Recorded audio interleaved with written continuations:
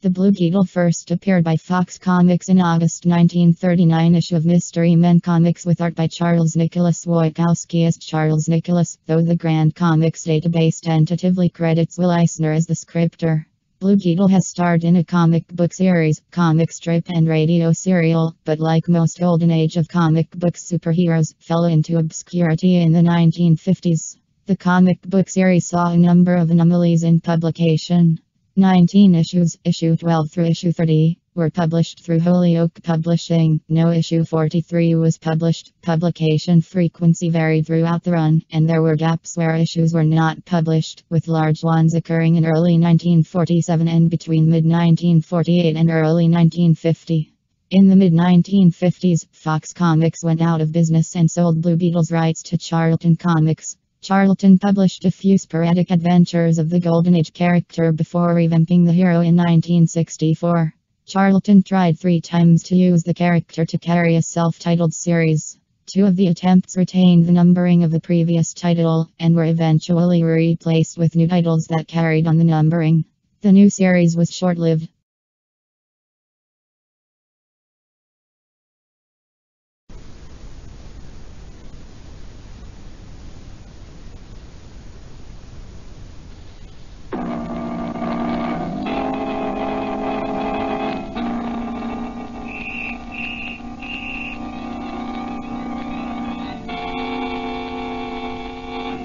Blue Beetle.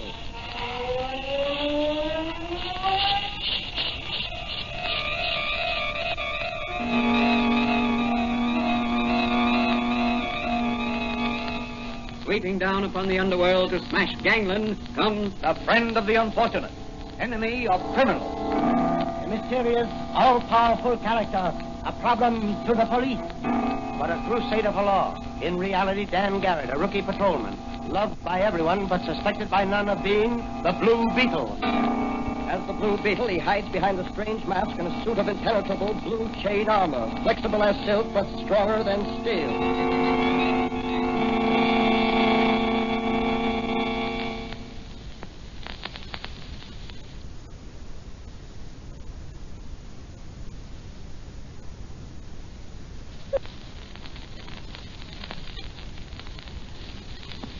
Today's episode of the Blue Beetle is entitled Blasting the Dynamite Ring. A band of desperate underworld characters has started a reign of terrorism throughout the city. Their motive is wholesale burglary. Will they succeed in forcing the authorities to accede to their demands? Can they successfully defy the forces of law and order? Or will the Blue Beetle checkmate their efforts and bring their leader to justice? As our story opens, Patrolman Dan Garrett, a rookie cop who operates as the Blue Beetle, has stopped for a little early morning chat with his friend and advisor, Dr. Franz, before reporting for duty. Well, Danny, what assignment has the commissioner given you in this new drive? I don't know yet. I hope it's something exciting. You'll probably get your wish. You and Mannigan always get plenty of action. What do you suppose is back of these dynamitings, Doc? 3 this week already. Very strange. Fantastic, in fact. What can these racketeers hope to gain? Blamed if I know. Looks as if they were trying to scare the authorities into meeting some exorbitant demand of theirs. But surely the police can apprehend the ringleaders. Believe me, if I get a chance, I'll run them to earth. If I can't do it as Dan Garrett, I'll do it as the Blue Beetle. Oh, what's that? Sounded like an explosion over on the west side. Someone's up front in your store. I'll go see. Excuse me. Oh, hello, Doc. Is Dan Garrett here? Hello, Officer Mannigan. Yes, Danny's here. He was just... what's up, Mannigan? Me and you have been assigned to the west side to investigate them explosions. I thought I heard one just now. That's right. Come on, I got the police car outside. Let's get going. Okay. So long, Doc. Let's go, Mannigan.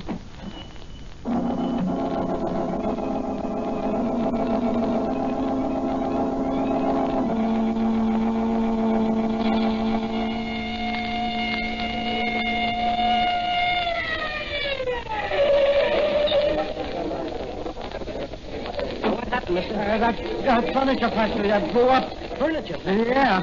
I heard somebody say it was bombed. That's the 4th this week. Come on, Mannigan, let's see if we can help. There may still be some people in that burning building. Straight after you, me lad. I'm going to search the cellar first. Take it easy down there, Danny. The floors overhead may cave in any minute. I'll have to take that chance. somebody down here in the cellar. He's either dead or overcome by smoke. Give me a lift. I can't get down to you, Danny. The fire's between us now. Can you throw your coat down to me? So that's right. Wait a minute. Here it comes. You got it? Okay. I'm going to bring this guy up on my back. I'm using your coat as a hood. You better wait until I can get the fireman in here with the hoses. There's no time for that. I think I can make it alone. I'm coming down, Daddy. Wait for me. No, Mannigan. No use talking of risking our lives. You stay there and grab me when I come up those stairs. Here I come. Take it easy, Danny. Steady now, boy. You're almost up. Don't make it snappy. The floor's giving way. Here's behind. I got you. Look out, Danny.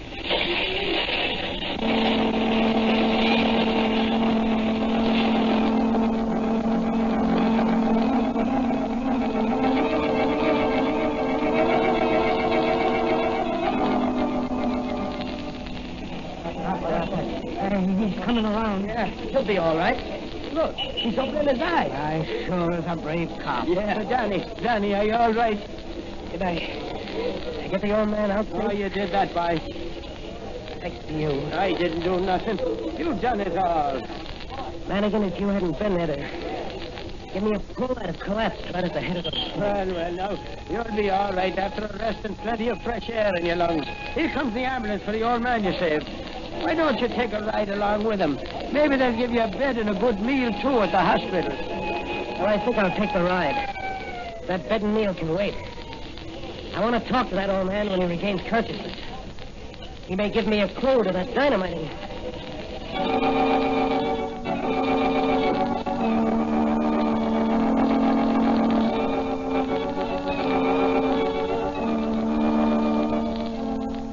Will the old man be able to furnish a clue as to the dynamite gang? Will Danny continue his investigation as Patrolman Dan Garrett or as the Blue Beetle? Let's look in on the mayor of the city to see if we can discover what is back of these mysterious explosions. Telegram for you, sir. No, thanks. Now, wait a minute, George. There may be an answer. Yes, sir. If you don't have electricity shut off throughout the city tonight, something unpleasant will happen to you or your family. Signed, the Octopus. Say, what is this, a joke? It is. Someone has a perverted sense of humor. Why, this is preposterous. I never heard of anything so brazen. What are you going to do, sir? Get me the commissioner on the phone. Yes, sir. Get the police commissioner on the phone. The mayor calling. Thank you. You better have a bodyguard, Your Honor. Not for me, but for my boy. Since his mother died, he's had nobody but me to look after him. Hello. Hello, Commissioner? His Honor the Mayor calling. Here you are, sir. Hello, Commissioner. Hello, Mr. Mayor. What's on your mind? I want to read you a telegram I just received a moment ago. Where is it, George? Oh, thanks. Now, listen to this, Commissioner. If you don't have electricity shut off throughout the city tonight, something unpleasant will happen to you or your family. And it's signed, the Octopus. That's bad. Who is the Octopus? As far as we can discover, he's a power in the underworld. Our best men have been working secretly to track him down. But so far, we've had no success. Well, I want you to assign one of your best men to guard my son. I've assigned Mike Mannigan on the job. He's the best I have. Good. I know him. What about you? You should have a bodyguard. Oh, never mind me. I can take care of myself. It's my son I'm worried about. Well, let him be taken care of, Mr. Mayor. Okay, Commissioner. As soon as you issued the necessary orders, I wish you'd drop over to my office. I'd like to discuss a plan of action to checkmate the Octopus and his gang.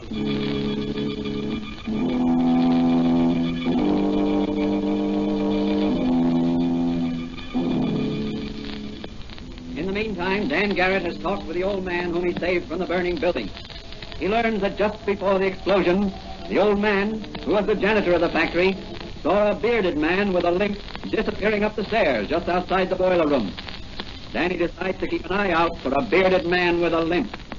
We next find him in the little apothecary shop of his friend and advisor, Dr. Franz. Then what do you make of it, Danny? I think it's a diabolical plan of wholesale robbery, backed by terrorism and blackmail. But I don't understand. How could any gang of thieves hope to... As I see it, the mastermind of this gang has a well-thought-out plan. First, his unholy crew terrorizes the city by a series of explosions. Yes? Then they plan to suddenly plunge the city into darkness one night, And while the blackout is on, they'll systematically rob jewelry stores, banks, and first storage plants. What makes you think that?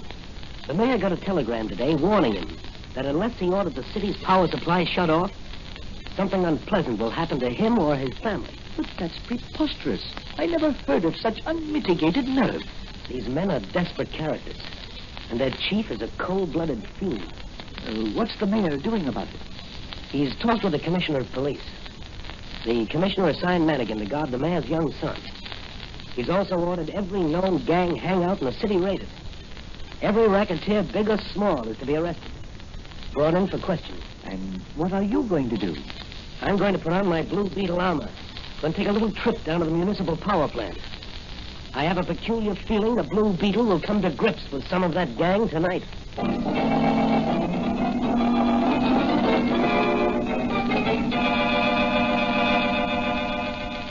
Out into the night sped the Blue Beetle in his super dynamic speedster to save the city's power plants from destruction and prevent wholesale burglary throughout the city. From another point, a fast motor car filled with dark-visaged men is speeding toward the same destination. Will they meet, or will one outspeed the other to prevent or commit a crime? As the Blue Beetle nears his destination, he sees another car pull up in front of the power plant. That's a suspicious-looking car there. Several men are getting out. Tough-looking bunch. There's one with a beard and a limp. That's my man, all right. And there's the watchman coming up to me. All right, boys. All right, now make it snappy. Right in here. And be sure to suck me hard and tie me up so I won't be suspected of being in on this. Don't worry about that, Pop. We'll fix it for you. Well, here's the dynamo room. And here's the stock. Okay. Tie him up and put him over there in the corner. Come on, Slit-Eye. Give me a lift with this bozo. Okay, Gimpy, here we go. Hey, Gimpy, what did you do with that sledgehammer? Back of you. I'll be over to help you after we dump this. The Blue Beetle. Yes, the Blue Beetle. Hey, here's the Blue Beetle. Give him a load of lead. Put down that sledge or I'll blast you. You and who else? I'll mow you down with this sledgehammer. Hold up, you guys. Or you're liable to nick me. I can handle this mud alone. Let me see you handle this one. Go on, empty your guns, you fools. You can't injure the Blue Beetle. Now I'm coming after you, rats back there. Come on, let's beat it, Slit-Eye. No, we gotta fight it out. You know the octopus. This Blue Beetle's only a guy in a masquerade costume. Let's get him. Gimpy, give me that wrench. Here we go. Give me that wrench, Slit-Eye. Here is this blue right on the... Your aim is bad, Slit-Eye. You should have ducked my left first. But my aim ain't, Blue Beetle. Oh, gotcha that time, Blue Beetle. Come on, Muggsy, I got him. I got the Blue Beetle. Yeah, good work, Gimpy. That's tossing a hammer, all right, yeah. You got him right in the eye. Boy, he certainly packs an awful wallop in that left of his. Yeah, you sure got a lump in your jaw. Hey, what do we do with him? He ain't dead. Tie him up and take him out to the island after we wreck this place. The octopus will take care of the Blue Beetle. Okay. Listen, slap some life into Slit-Eye there while I plant a bomb under that dynamo over there. Sure. Hey, Slit-Eye, snap out of it. Come on, come on, come on. We're getting out of here. Oh, what happened? Did the place blow up? No, the Blue Beetle sucked you. Where is he? Lying there. Gimpy plugged him. Oh, good work. Where's Gimpy? Planting a dynamite under those dynamos. Here he comes now. Come on, let's go. I lit the fuse. It won't be long now. Here. Give me a hand with the Blue Beetle. Right, let's make it snappy. I don't want to be around when the dynamite goes off. What about the watchman? He'll have to take his chances. We ain't got room for him. Okay. Come on, let's go. I cut a short fuse.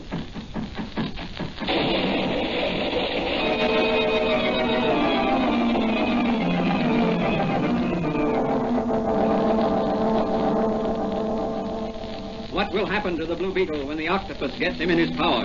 Will that be the end of the Blue Beetle? How can the police protect the citizens of this vast city against the depredations of this ruthless band of arch criminals?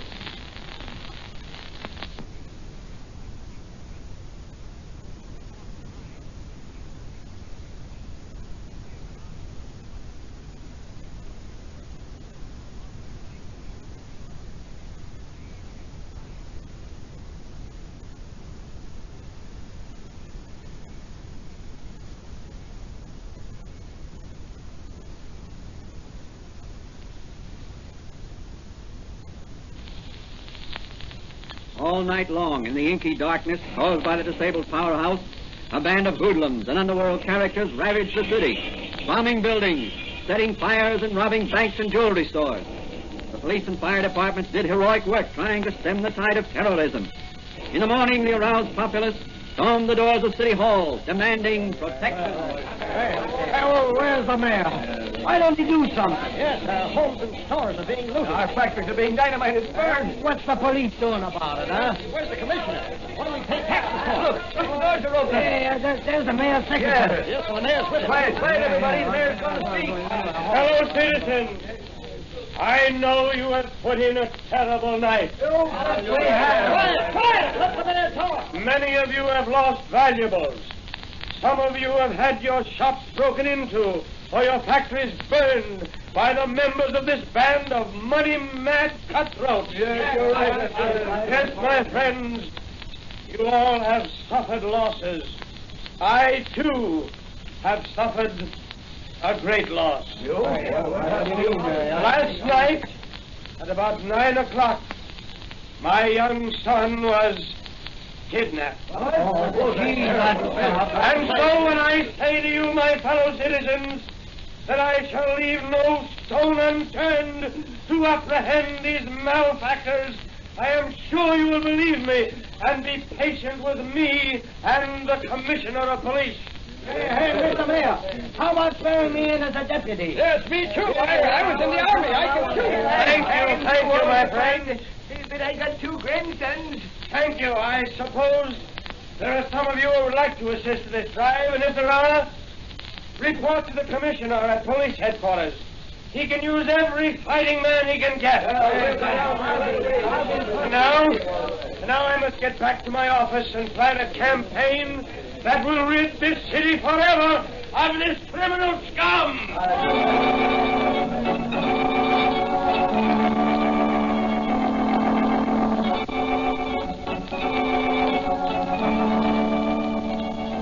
Throughout the city, the movement grew to join with the police in running down the dynamiters, arsonists, and robbers. Repairs were rushed on the power plant so that by nightfall the city might again be illuminated. Meanwhile, in an iron-walled room of a secret hiding place, on an island far beyond the city's outskirts, the Blue Beetle is slowly regaining consciousness. Oh, the head. A hammer gimpy through just grazed my temple. Half an inch to the right, and it had been no more Blue Beetle. Hello, mister. Hello, Sonny. What are you doing here? Well, some men brought me. Aren't you Tom Rogers, the mayor's son? That's right. And you're the Blue Beetle. Yes, Tom, I'm the Blue Beetle. Well, then I'm not scared anymore. Well, of course you're not. We'll outwit these scoundrels yet. You and me together. Gee. Tom, I want you to help me. Me help the Blue Beetle? Gee. Now, look, Tom, here's my plan. I want you to... In an adjoining room, the Octopus, mastermind of this devilish scheme to systematically drain the great city of its wealth, is conferring with his henchmen. You have done very well so far. We already have $500,000 in cash and many jewels worth fabulous sums. In addition, we have 2 aces in the hole. You mean the mayor's kid and the Blue Beetle. We can get a big price for the kid, but the Blue Beetle ain't worth nothing. You forget, Gimpy. He wears a suit of impenetrable blue chain armor that is flexible as silk and stronger than steel. So what? With that armor and the magic ray, I can become the Blue Beetle. Gee, Chief, then you become invulnerable like the Blue Beetle. Exactly, Gimpy. But first, we must dispose of... Oh, that kid's crying again. Go in and make him shut up, Muggsy. Okay, boss, I'll shut him up. What's eating you, kid? There's a dead man over there on that cot. Don't tell me the Blue Beetle's croaked. I'll have a look. The Blue Beetle. Why, he ain't dead. No. The Blue Beetle is more alive than ever. Oh, the kid double-crossed me. Why, I'll... No, you won't.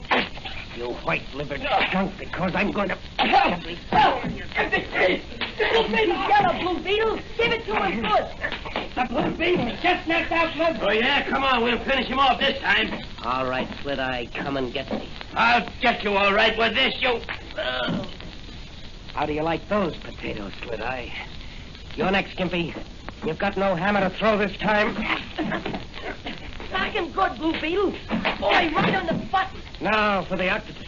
Look out, Blue Beetle. Behind you. There where you are, Blue Beetle. Thought you had me, didn't you? Well, you'll never get out of here alive. This electric ray gun will burn you to a crisp in that steel armor. Stop that, mister. You can't do that to the Blue Beetle. Shut up, kid, or I'll blast you, too. Say your prayers, Blue Beetle, because... Oh, no, you're not. Oh. That was good work, Tom. You were just in time with that chair leg. Pick up that electric ray gun. We'll go after the octopus. Right with you, Blue Beetle. Now, you stay in back of me. I don't want you to get hurt. Here we go.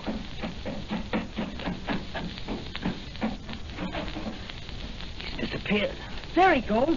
Look through the window there. See him? He's running to the dock. Yes, he's getting into an outboard motorboat. Come on, let's go. Oh, gee. He got away from it. Not yet, he hasn't. Well, what are you going to do? Take off my armor and swim after him. Can you swim fast enough to catch him? This is one time. I'll find out. Here I go. Gee, look at him go. Oh, boy, can that Blue Beetle swim? The octopus is shooting at him. The Blue Beetle's still swimming after the boat. He's gaining. Boy, can he swim. He's gaining. The octopus is out of bullets. The Blue Beetle's gaining on him all the time. Boy, he's caught the boat. He's climbing in the stern of the boat. No, he's turning the boat over. There goes the octopus right into the water. Oh, I can't swim. Gee, the octopus can't swim. He's calling for help. Oh, let me down. Look at the Blue Beetle. He's diving under the upset boat. Now he's turning the boat over right side up. Gee, Mr. Blue Beetle is sure strong. Now he's going to rescue the octopus. Look at those strokes he takes. There, he's got the octopus. He should have let him drown. He's hauling him up into the boat. Now he's starting the motor up. He's turning around the boat, and here he comes. Boy, boy.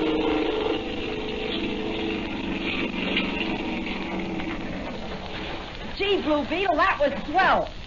See, what about the octopus? Is he... No, he's not dead. He's just suffering from immersion. But suppose you tie him up while I get dressed. He's harmless now. I've got his gun. He certainly was yellow, wasn't he? When he ran out of bullets and you ducked him. All gangsters are yellow and they haven't got a gun. He's no exception. Well, what are you going to do now? Going to put on my blue armor, take you back to the city limits in that boat and phone the police. But what about the gangsters in the house there? They can't get off the island. We've got the only boat and it's too far to swim to the mainland. Mr. Blue Beetle, you've done an awful lot for me, saving me from those kidnappers and everything. Oh, that's nothing, Tom. Well, my father will pay you a big reward. The Blue Beetle seeks no reward, Tom. What he does for humanity. Say, would you do me one more favor? Certainly, if I can. What is it? Would you give me that Blue Beetle off your helmet? Here you are, Tom. A souvenir to remember the Blue Beetle by. Gee, Blue Beetle, you're swell.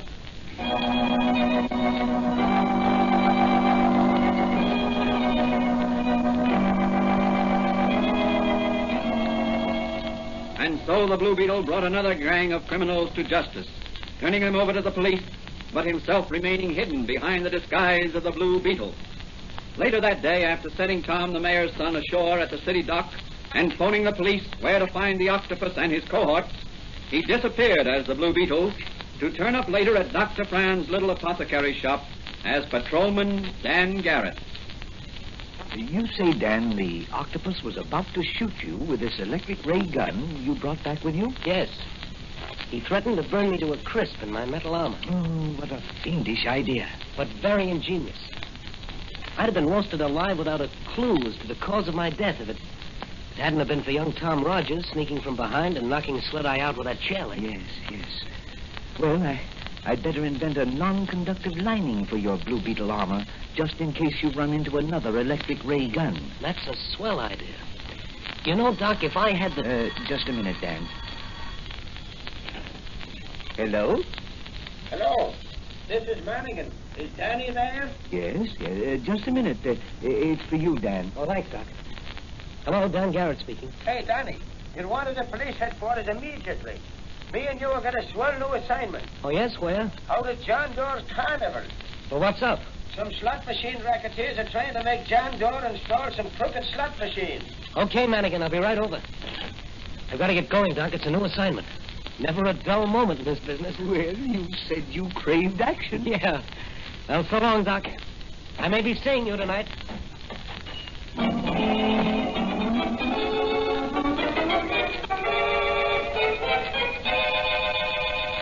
What will develop from Patrolman Dan Garrett's next assignment? Will the Blue Beetle be called into action against the crooked slot machine racketeers? Can the Blue Beetle protect amusement seekers against dishonest exploitation? These questions will be answered in the next episode of The Blue Beetle.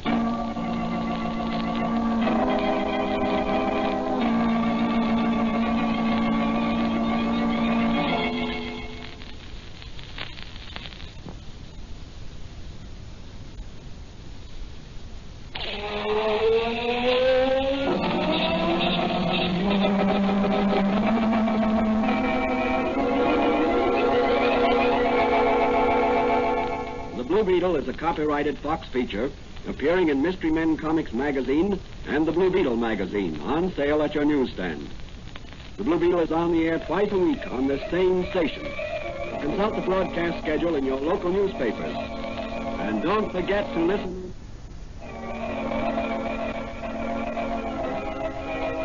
The Blue Beetle.